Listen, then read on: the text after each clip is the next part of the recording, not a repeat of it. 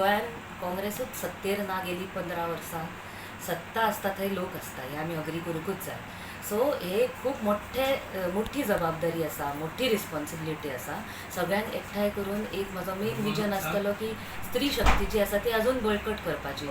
नवीन नवीन face, नवीन leadership महिलांची आमी एका एका कॉन्स्टिट्युएन्सीन वचून जाता तितली महिलाच आनीक आमच्या मदीं एनरोल करतली मेंबरशीप ड्रायवान.